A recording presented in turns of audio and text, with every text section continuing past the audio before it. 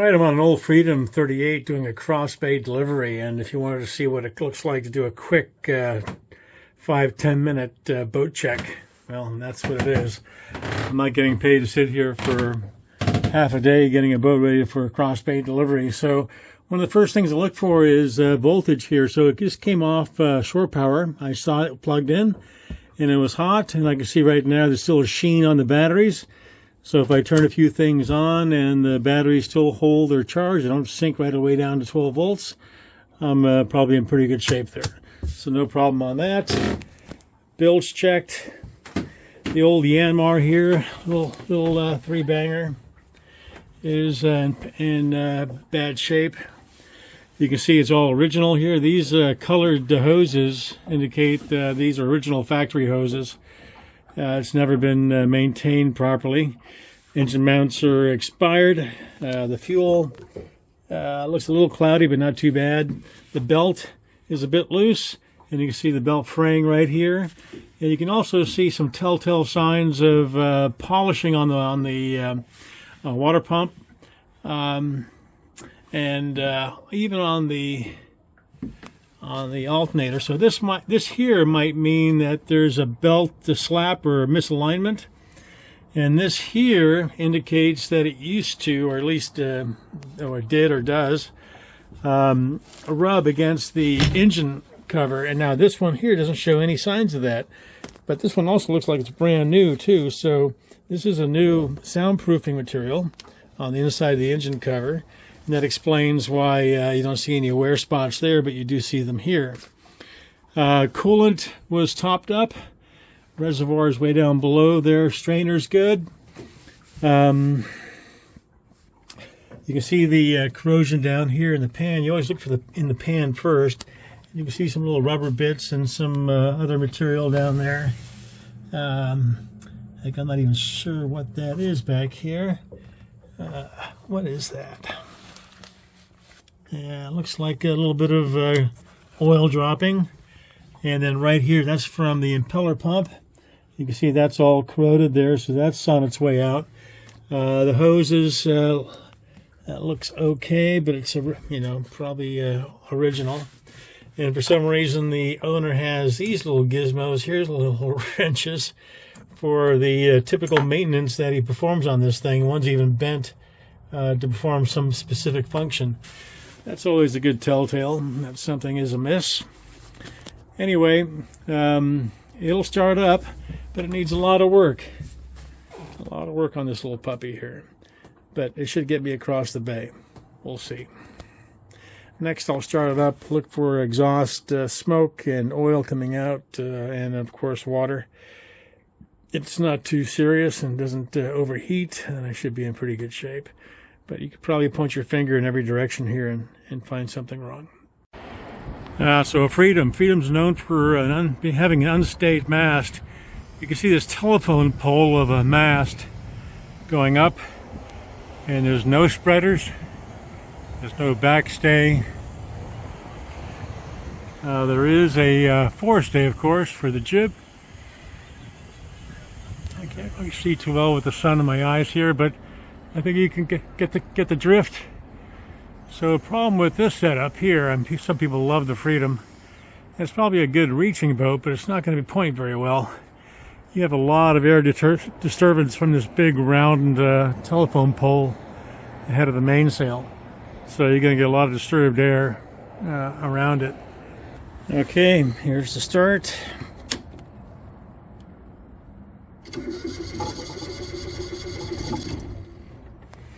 Oh, didn't want to kick over, so I'm going to give it a little bit of throttle.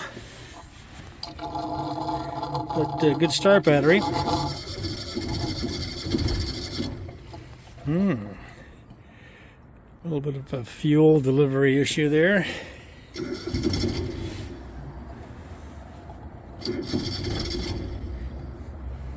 Yeah, you can tell.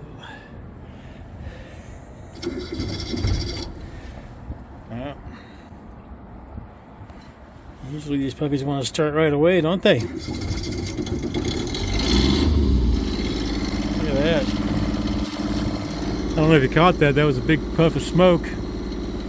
Got that guy thinking.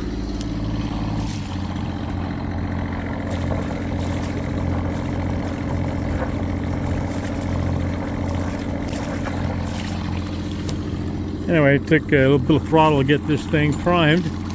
Water's coming out okay, and I don't see a large oil sheen, so that's a good sign. There's a slight amount of sheen right there, but not anything unexpected. Probably just a little bit of diesel. All right. Well, off we go for my cross bay adventure. I love these. Single-handed, couple of hours, not a big deal. Okay, here we go. All right, Richmond Refinery. This barge here is probably taking refined gasoline from the refinery down to Southern California, if I had to guess. Why do they use a barge and not a ship? And why do they even need to do that? Well, refinery capacity in LA is limited. They can do it here, and they can ship it down via a composite tug and barge like this one is.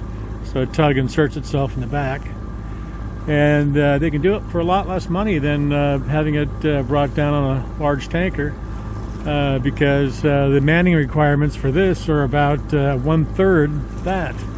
So fewer people, easier. It's wintertime in the bay.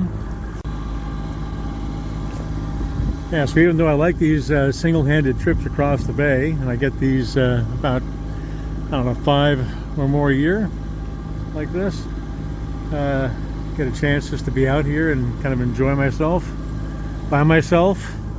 These are a little bit risky though. I only get about a half an hour or so to check the boat out, really, and then I got to be on my way. And so who knows what you're getting. These boats are not exactly in tip-top shape usually. I'm single-handed across a very busy waterway usually, sometimes, and yeah, anything can happen. Okay, next day, heading back, a little more windy than it went yesterday, a little chillier.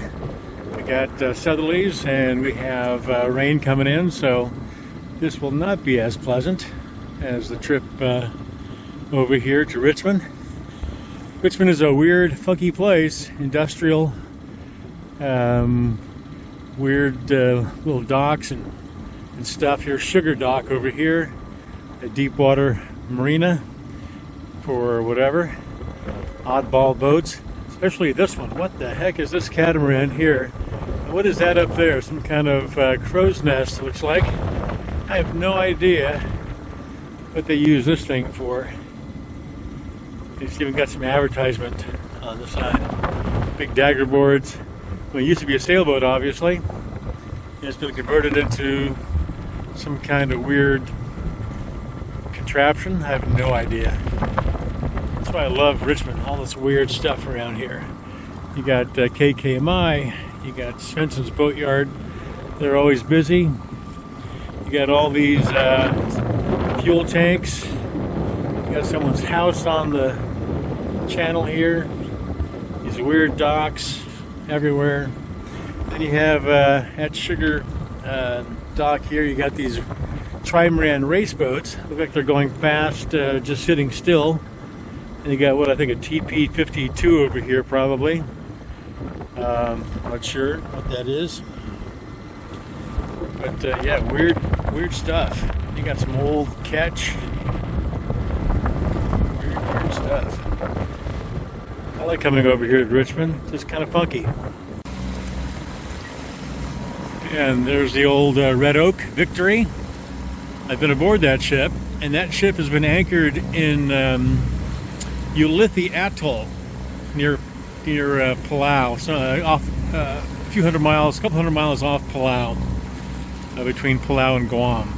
An atoll in the middle of, well, not the middle, but in the North Pacific, all by its lonesome. I'm not even sure who administrates the atoll, but there's a few people there. Anyway, it was a huge anchorage for the U.S. Navy during the war, and the Red Oak was there. I saw it on its charts. It positioned itself in the anchorage there. It was pretty neat. I liked it. So they've been working on this thing for a long time. Hopefully they get it